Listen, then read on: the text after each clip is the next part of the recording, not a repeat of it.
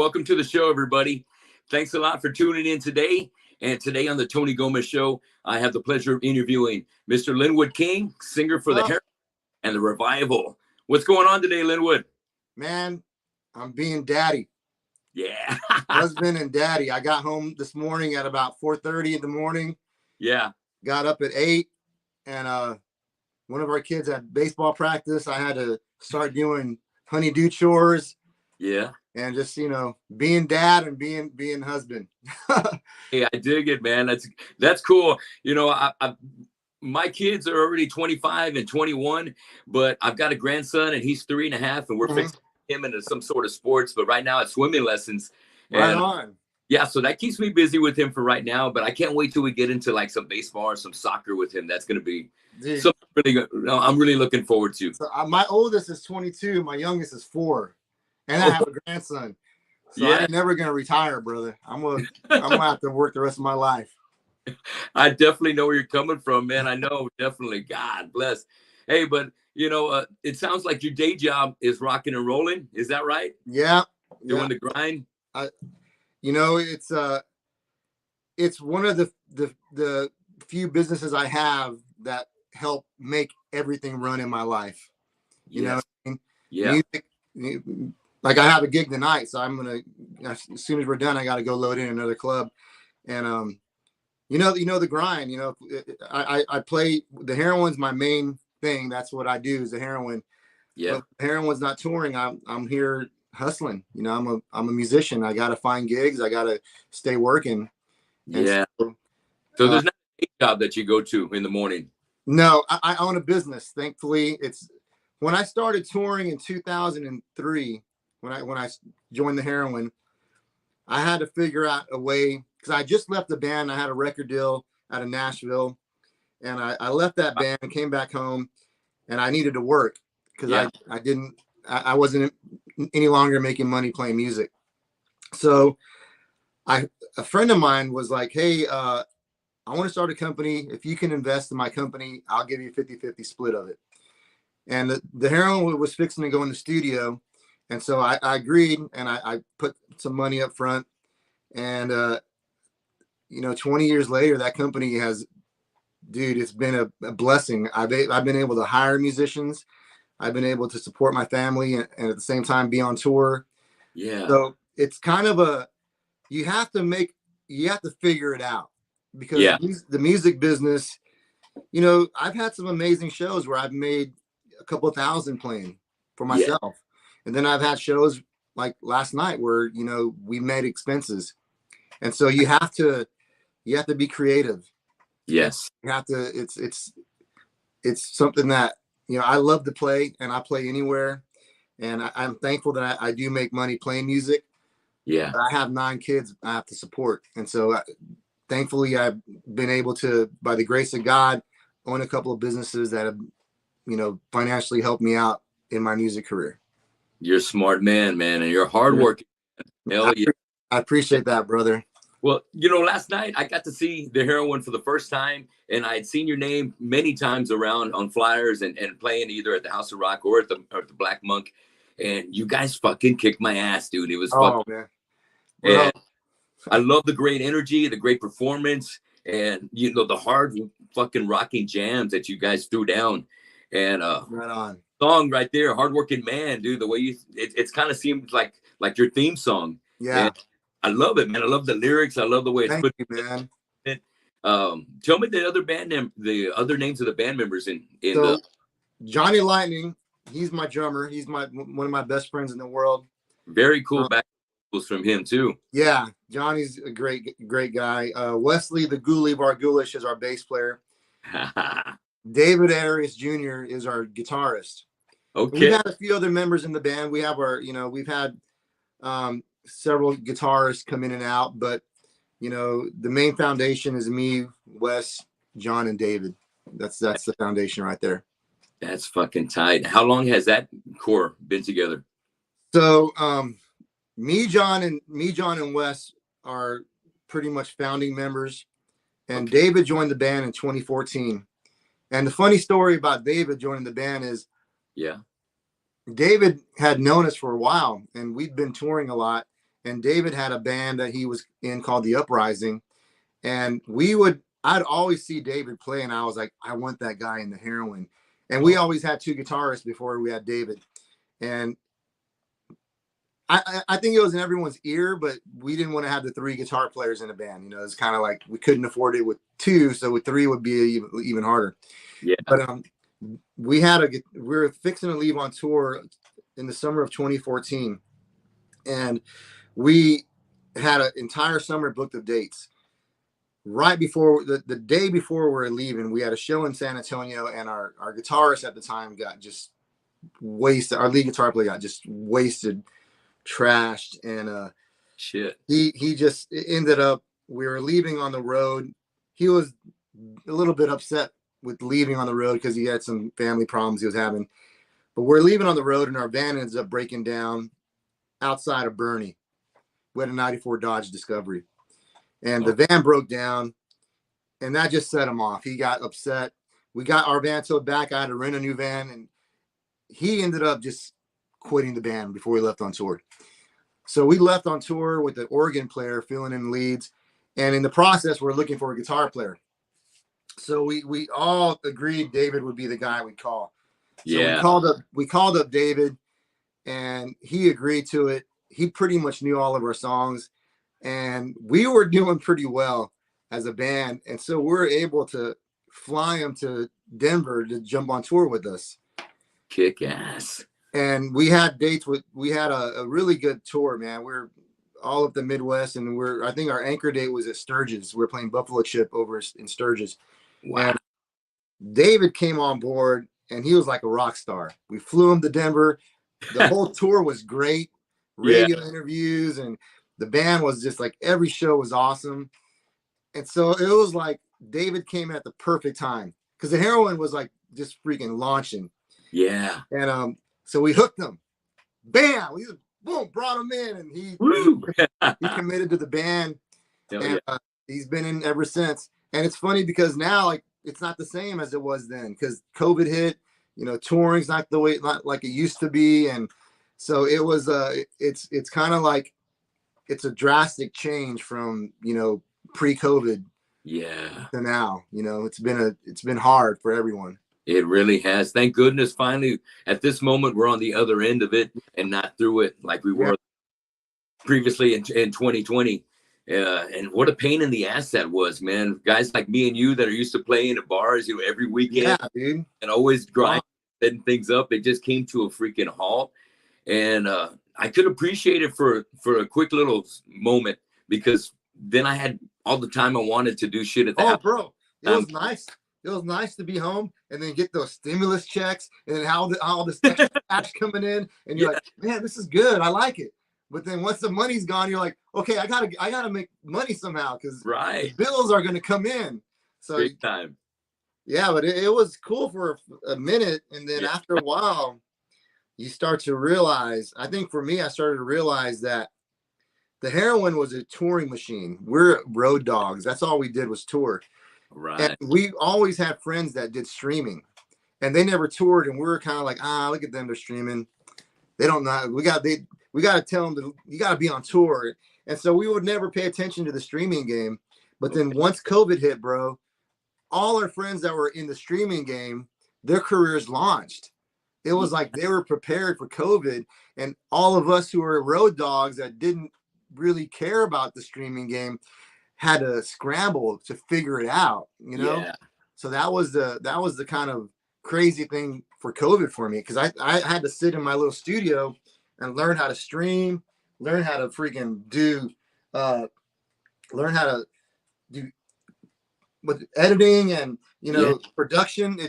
It's totally difficult. It's not like, so the touring game for us ended, and we had to figure out how are we going to be a band through this, and it was not easy.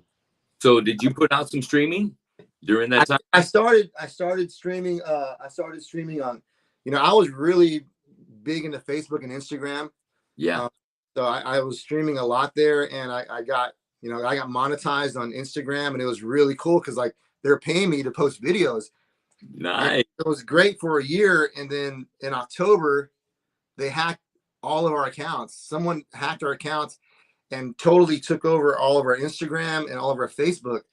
And to this day, we've been arguing with Facebook to let us with Meta to give us back our stuff, and they can't prove it's ours. Oh shit. So we're in a position right now where I can't even stream on Facebook or Instagram because we have no following. And so what I've been doing is TikTok. I just been doing TikTok and YouTube, and it's been cool, but it's not like, yeah. All right. And so you also have another band called The Revival. Is that your cover band? Yeah, that's we call it a soulful jam band. You know, right. we kind of play everything. I have a musical palette of I love gospel, I love R&B, I love old school jam bands like the Grateful Dead and CCR and MC5. And so this other band I have, it's not as energetic as the Heroin, because the Heroin's balls to the wall, rock and roll.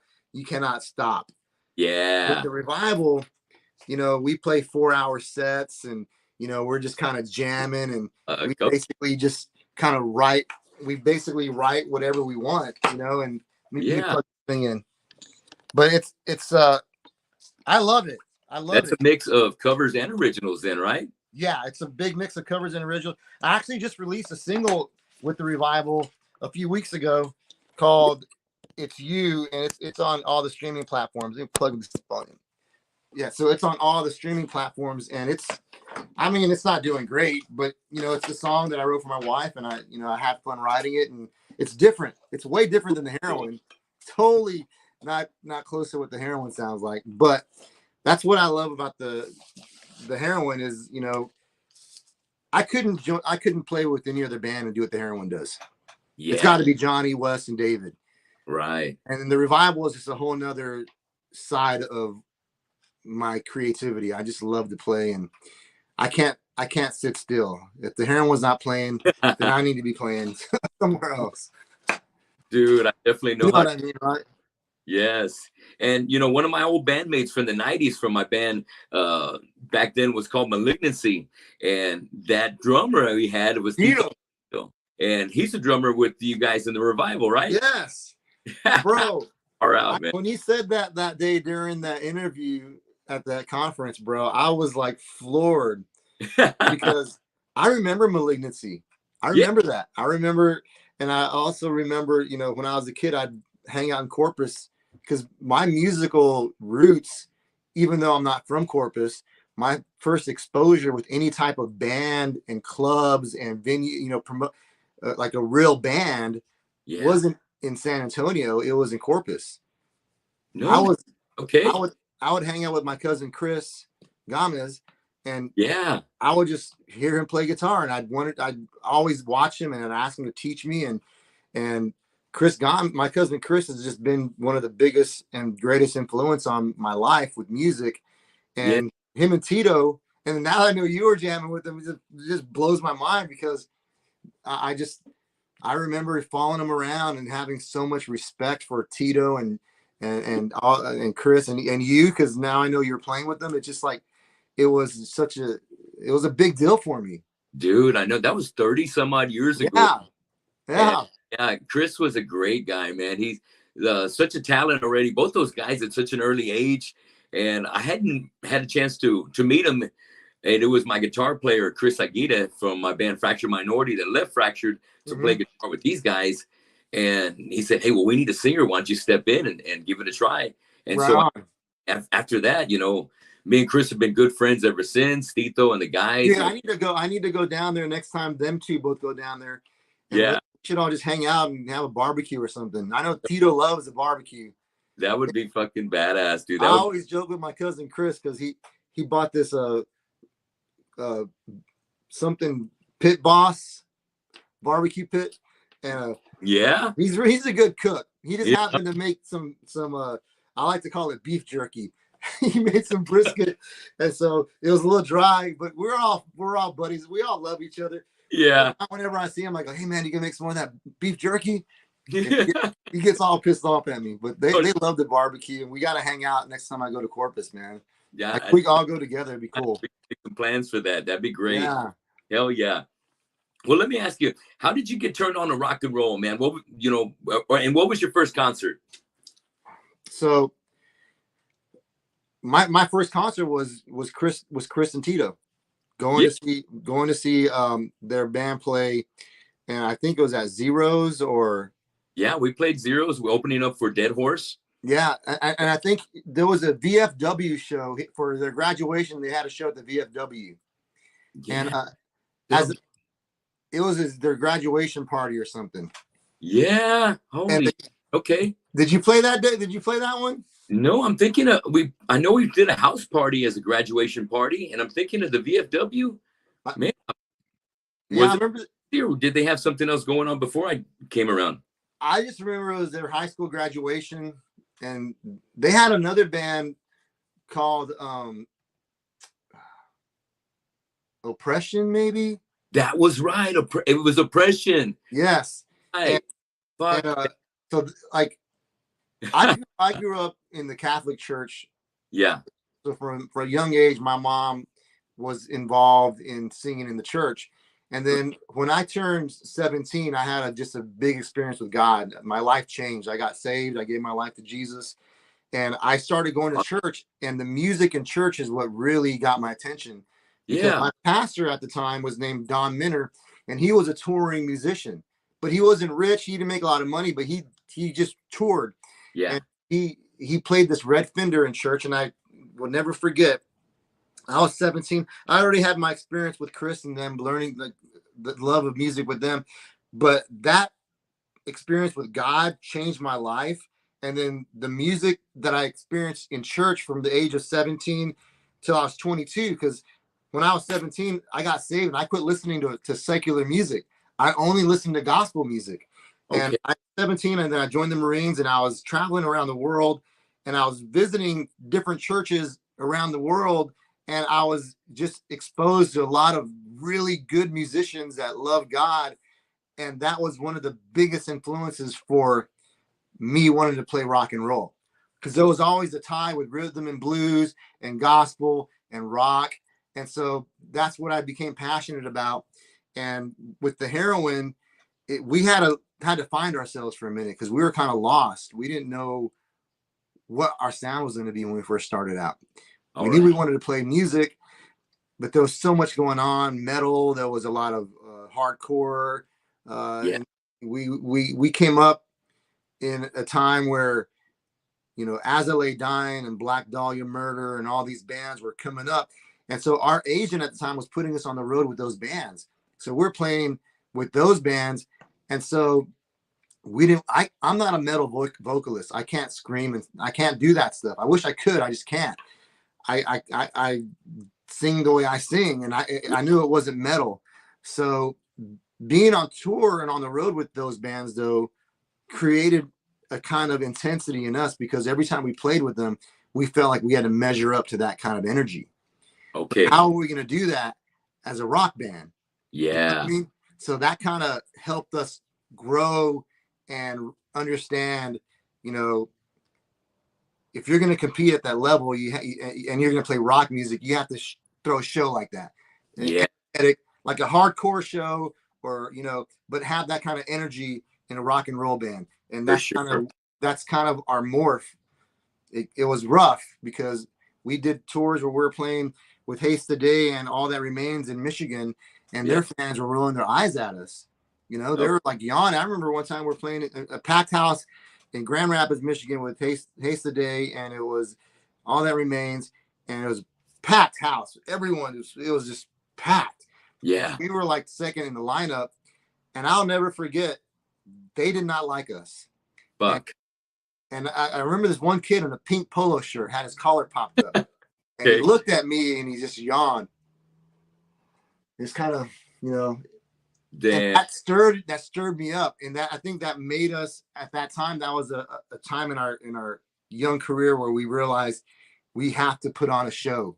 Yeah. Can't be like everything else. So Yeah. that's when we just developed ourselves into what we are today. Love that story, man. And you forget that guy. You remember the polo and everything. I'll never forget that guy. He inspired me to work even harder, man. Yeah. And Was there a particular singer that made you want to become a singer? Um, Was it maybe that pastor? yeah, Don Minner was one of them. Yeah. I think I'm a big Kirk Franklin fan. I love Kirk Franklin, Yeah. All and right. I love Kirk Franklin and John P. Key, and I love Hezekiah Walker and T.D. Jakes. I love T.D. Jakes, and so and then I love James Brown. I love Joe Cocker. You know, I just there's a lot of bands that I just old school bands that I admire, and bands like that were coming up or around when we were coming up. You know, we've done a lot of work with POD through the years. We were able to Marcus produce a record for us, and Wow. he actually signed us to one of his labels when we first started working with him. And Yeah.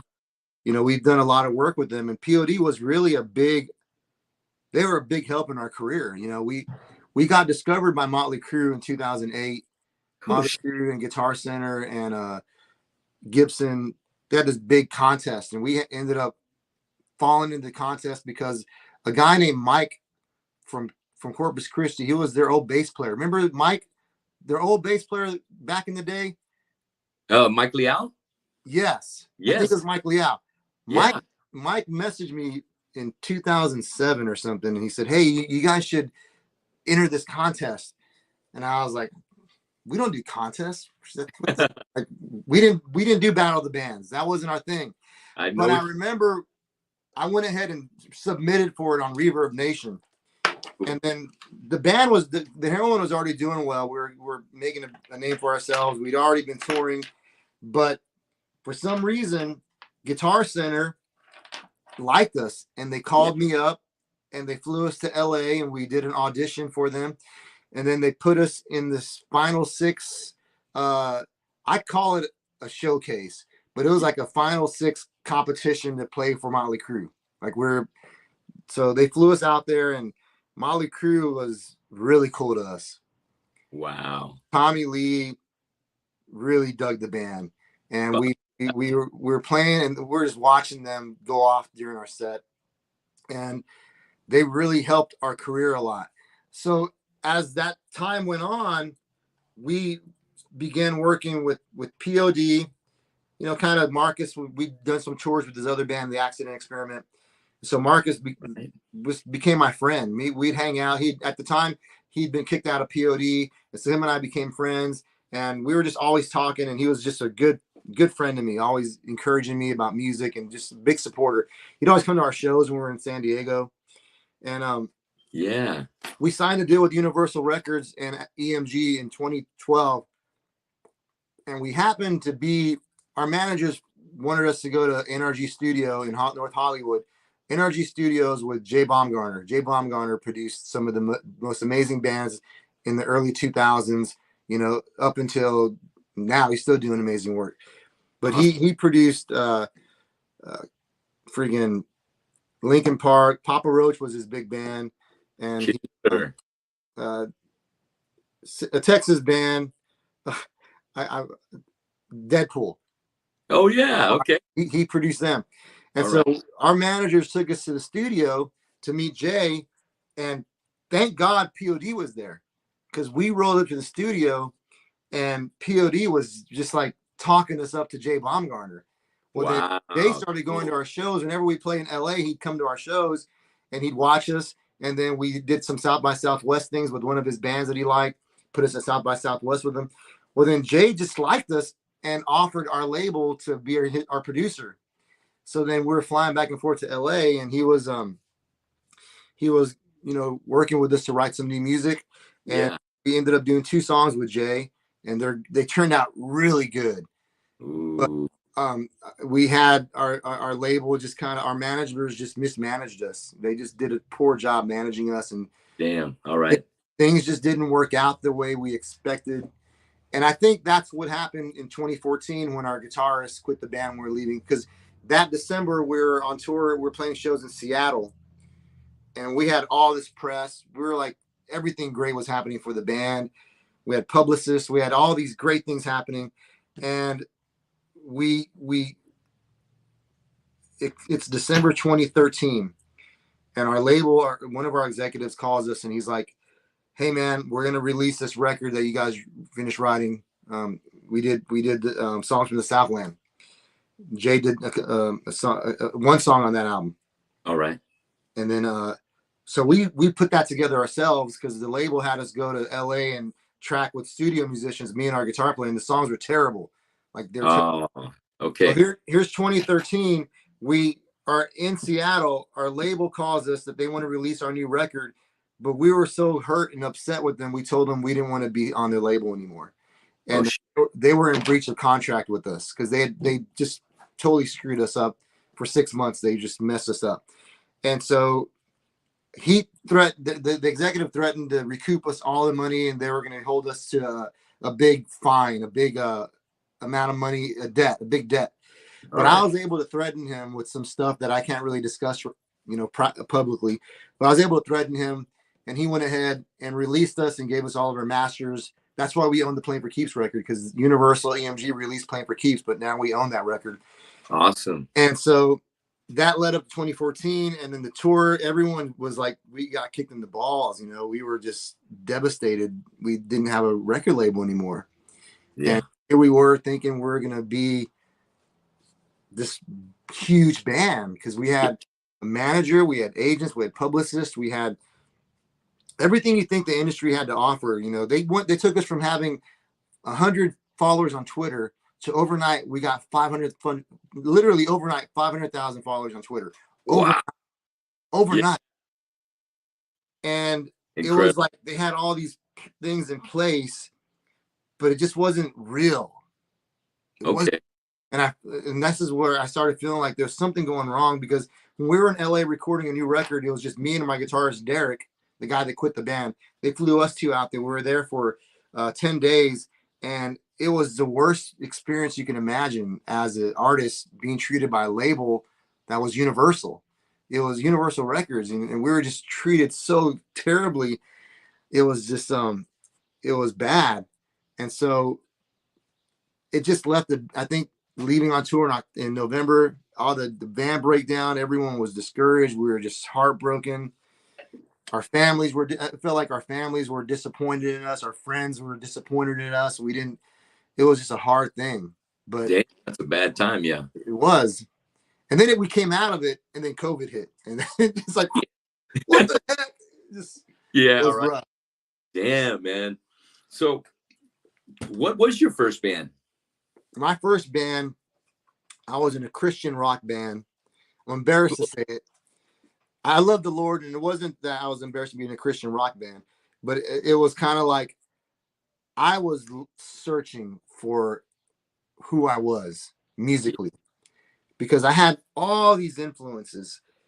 So before I started touring with this band, we were just in San Antonio trying to figure our stuff out. We were just kind of, and I was singing. I was doing a lot of singing. I didn't know how to scream or yell or do any of that stuff. I was just singing like worship songs and stuff like that. Yeah. And playing in church and just playing the church circuit. Well, this label came around, and we kind of morphed into kind of what was popular at the time, kind of rap rock type stuff. And so I was trying that, not knowing who I was. I was just searching. And so we that label did pretty well with us, man. They got us 2 top 10 singles on the R&R charts, and they did, they did us right, Hell yeah. But I had a problem selling my faith.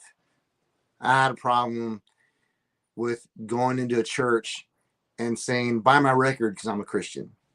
Buy my merch because I love God. I have a problem with that. So I ended up leaving that. I left Nashville, came back home, and started over. Then that's when I started with the heroin. And we just basically locked ourselves in rehearsal rooms. We were playing, we were hitting the road touring, we're developing ourselves. And then finally in 2000, I'd say probably 2007, we found our sound. Wow. And it was I remember we found our sound when we were in Springfield, Missouri. Okay. It was like something hit us, and we just knew what we were supposed to do. Bam. And then we started, and then we just, that's how we morphed into what we are. At that moment, what was that song? Was there a particular song that just Yeah, like there what? was a song called "Liar Shorthand." Liar Shorthand. What Yeah, release was I think it. I think it's on the. Let me look. I think it's on the "Playing for Keeps" record. Playing for Keeps? Okay. Keeps record. Let Because me look here. you have to put out what, maybe about 7 releases or more? We put about 5 releases out. Okay. 4 of them are EPs. 3 of them are full lengths. So 4 EPs and 3 full lengths. Okay. So the let's see here. The Heroin, right?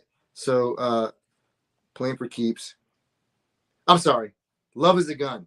Love is a Gun. Okay. But Liar Shorthand was like before we wrote Love is a Gun, it was kind of like we're playing, and I was searching because I wanted to be a minister. I went to Bible college. I wanted to be a minister, but I wanted to be a musician. And I have a hard time, like I said, selling my faith. I can't expect you to buy my record because I love God. You know what I mean? Yeah. Yeah. So, and no offense to anyone that does that. If that's what they do, hey man, that's good. That's good. I just felt bad doing that. But we were in Springfield, Missouri, and I remember we're playing the show at the place called Rock Island, and I looked at the audience and I realized that they were being entertained. It was like entertainment, but at the same time, for me, it was like ministry. I was able to share my story without having to be, religious. Yeah. Able to, and then I remember jumping off stage and I was dancing on the floor, doing some mic stuff, All and right. like, this is it. And then we came home, and then we just would practice all the time, and we practiced in this room. This was my sanctuary. This is Right what there. All right. and that's when it was, man. I think that's when it started for us, finding Yeah. our sound. Wow. What a life-changing moment that was. And I know what you mean, just kind of coming across that the realization, like, hell yeah, this is the magic we've been searching for. Right. Yeah. Let's keep growing off, feeding off of this monster right here. Mm-hmm. Well, definitely you've been grinding this unique sound since then. So tell me about a couple of your favorite shows that you've been able to be a part of. River City Rock Fest was my favorite thing in the world. What year was that? Who was the headliner? That was from 2012 to 2018. Wow. I was here in San Antonio. Yeah. And I was able to learn a lot about with the Heroin. I was able to learn about marketing. I was able to learn a lot about endorsements, and also a lot about promotion. And so I just found favor with AEG Live and Spurs Sports Entertainment. And they approached me for a meeting one day, and then they explained to me what they were doing and how they wanted to do River City Rock Fest. And it was almost like God just said to them, use Lynwood. And I got it. It was the best season of my life up until now, because I was able to promote the Rock Fest. I was always at the Spurs games promoting the Rock Fest. And they were paying me to do this stuff. They were paying me to go on radio. I was doing television interviews, and I got to play some of the best shows of my life on that stage at the AT&T Center. So for me, River City Rock Fest will always be, we played with Kid Rock, Alice in Chains, Def Leppard. It was just amazing. Hell yeah. So it's hard to say out of all those shows. Okay, 2018 was the best. All right. That was the best. Kicked in, yeah. And so the Heroin played the main stage, and I was able to work it out with AEG Live and Spurs Sports Entertainment. To when I got done playing the main stage with the Heroin, immediately after I got done, the Revival was going to start. Wow. On a middle stage in another section. So that was one of my highlights of my life, because I'm playing with the Heroin, and I had already in my mind made a plan. I didn't tell anyone what. I usually walk off the stage when the Heroin ends their set. I just dance off the stage, and they finish doing big solos. We didn't do that last night because I think we didn't want to take too much time for the last band. But I'll never forget, we're ending our set, and I jump off the main stage in the front, and I'm walking through the crowd, giving everyone high fives. and I'm walking straight to the other stage. And Rockfest one ends and one starts. It doesn't. There's no stop. It's like stage one ends, stage two starts, stage two ends, and there's no lulls in between. Right. And so when I'm leaving the Heroines, I had the Revival up there, and I have a horn section with the Revival, and they were playing the Blues Brother theme song. So it was the coolest thing. So Yeah. I walked from the Heroine across the festival, giving high fives. I had a film crew following me. I was walking up. Then I walked up on stage with the Revival. I threw a different jacket on. I grabbed my guitar, and then boom, we started the set. It was like, that's a highlight of my life. That's a fucking rock star moment right there. And then what's cool is after that, I left to the third stage, or the second main stage, and Drowning Pool was playing.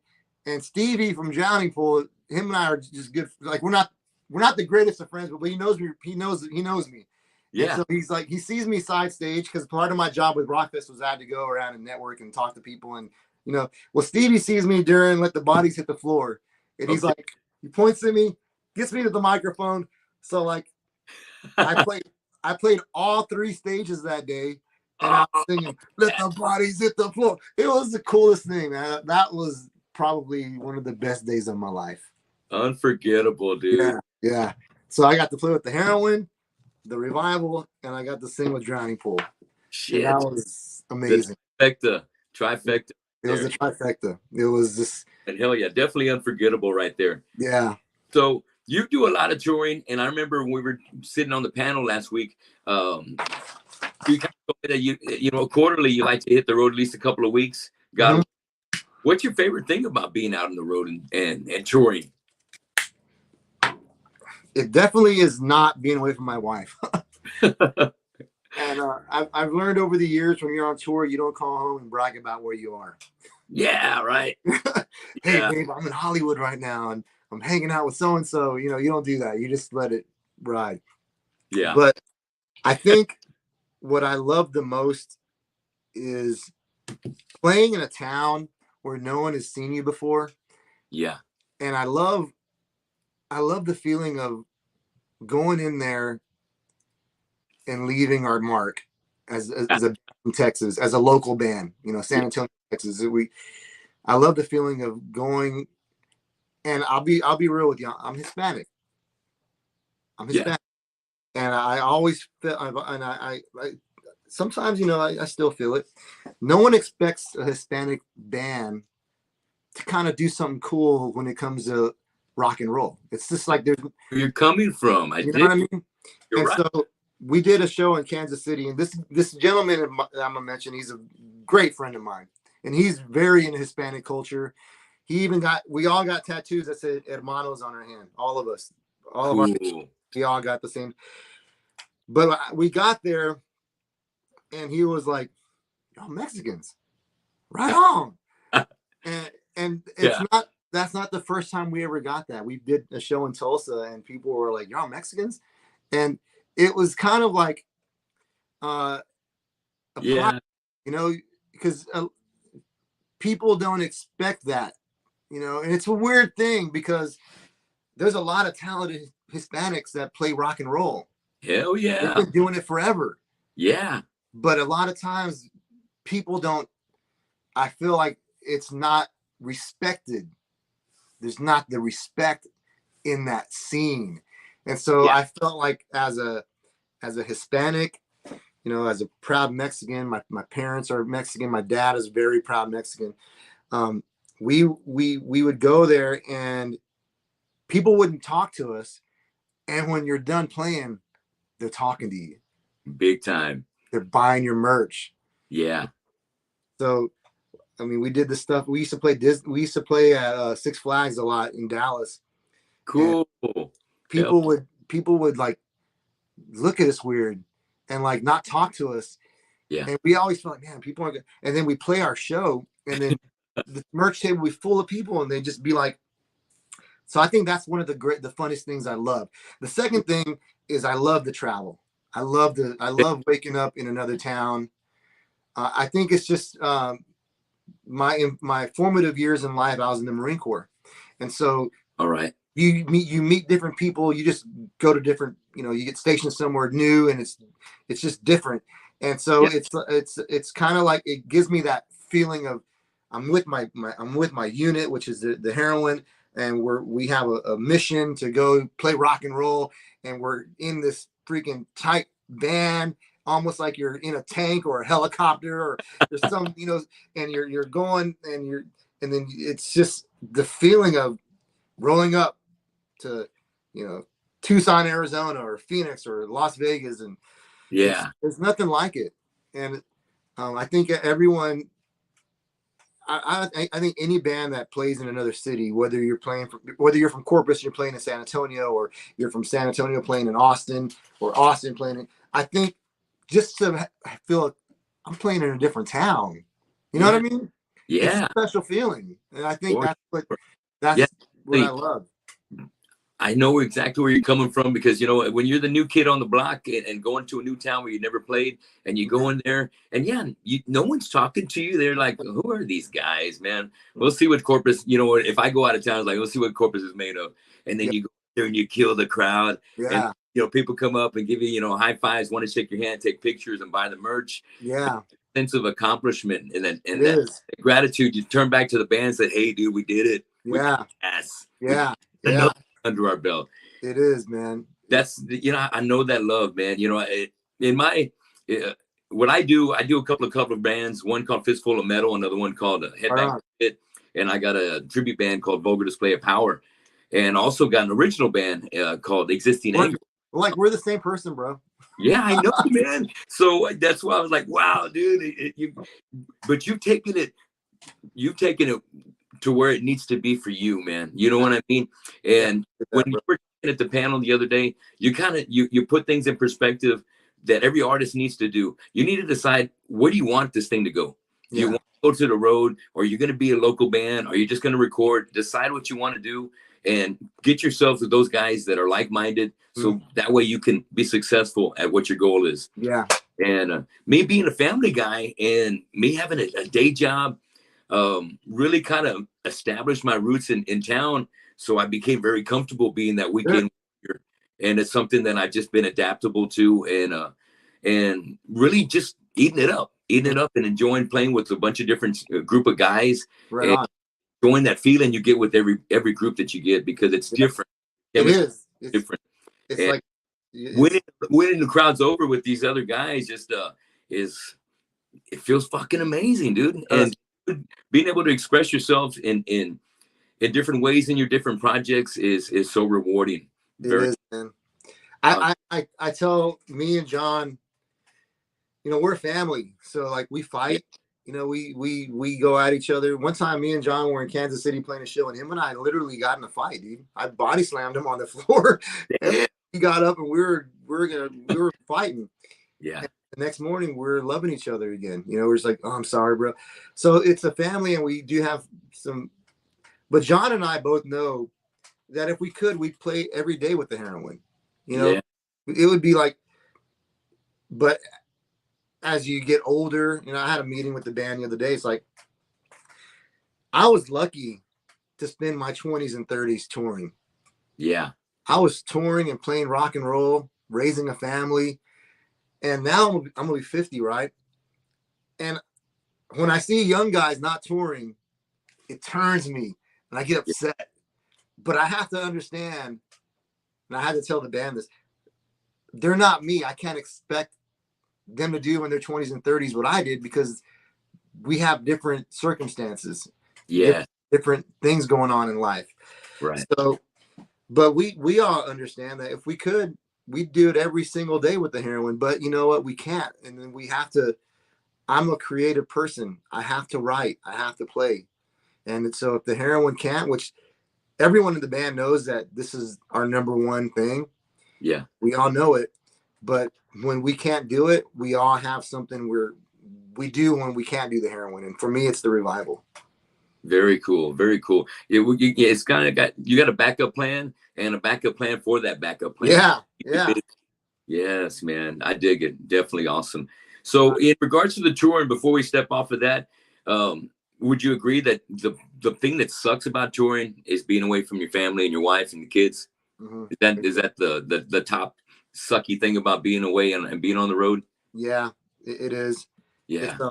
It's you have, like, my wife knows she's number one, Yeah. but you have to. She never bothers me on tour. Like, she'll never text me at 7 in the morning asking me what I'm doing. She knows when I'm on the road, my schedule is flip flopped. So I'm sleeping till 10 or 11 in the morning because I leave a club at 2 or 3 in the morning. We drive for 3 or 4 hours, and so she's really good about respecting what I do because she met me doing this. All But right. at the same time, I always have to be aware that she needs my attention and affection even when I'm on the road. So, I'll flowers sometimes, or I'll make sure I'm texting her throughout the day, letting her know how much I love her and that there's no one else but her. And she'll always text me, stay away from the floozies. Stay away from the floozies. Yeah, man. Yeah, I know what you're talking. Hey, man. Yeah, I love your moves on stage, dude. You have like a James Brown, kind of thing going on, and you just got so much soul, and you're on fire, man. Yeah, And when I'm on stage, I'm that same kind of guy, bro, because I like to get in there, and I love being on the floor because it gives you that to get in there and seep into the pockets and get a little closer to people. Mm-hmm. When you got that kind of fire that you're on stage, it's no wonder that your wife's saying stay away from the floozies because you turn the crowd on, man, and you're I appreciate that, man. A fireball of fucking hard rocking fucking dude. I'm looking for the word for it. That night rocker, dude. Oh yeah, dude. The real deal. I love it, man. Thanks, How do you do it like that? Are you having a caffeine drink, or is it just totally all natural that you just flip the switch when the lights come on and bam? I'm a sick man. I have liver disease, so I have stage 3 liver disease. Oh no. Yeah, and so I'm fatigued all the time. So I gotta take meds. To help me. It gives me energy, but I drink a 5-hour energy before we play just to give me a boost because I'm tired all the time and it's hard. But by the grace of God, I'm still able to do it. Yeah. I need a little bit of help, man. That coffee and 5-hour energy get me through the shows a lot of times. I hear you, man. And let me ask you this. I usually do like with the cover bands, we do the all-nighters. We do 3 sets of, an hour's worth of music. Mm-hmm. And those nights in between sets, because maybe I didn't get myself very hydrated and I'm doing a 5-hour energy and drinking a rock star at the same time, you get dehydrated by the second or third set. Yeah. Where you start cramping out.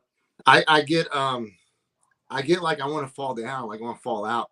So with the heroin, it's different because I get like I want to fall out in the 3rd or 4th song. Oh shit. Yeah. But with the revival, I usually sit down in a chair and I play for 4 hours and it's just simple. It's 2 different worlds for the heroin, which reminds me, I have to load in. I was supposed to be loading in at 4. So I might have to break out soon, brother. Okay, no sweat. Let me speed things up real quick. How we got? Maybe 10? Yeah, about 10 minutes or maybe a little less. I still gotta load my guitars. I totally forgot. I dig it. Let me jump to the last segment of my show, man. All right. It's a segment I like to call Draw the Line, where I give you some subjects and you just tell me who's your favorite out of these guys, all right? Okay, cool. Let's get started with today's episode of Draw the Line. I got 2 singers I want to hit you with first. Okay. Who do you prefer out of these 2 guys? Robert Plant versus Ozzy Osbourne. I have to say Robert Plant, man. Okay. Plant. Let me give you the next one then. How about Chris Cornell versus Lane Staley? I like Chris Cornell. Oh, what a powerhouse vocal. Yeah. I dig it. I like the power and the presence that he always brought.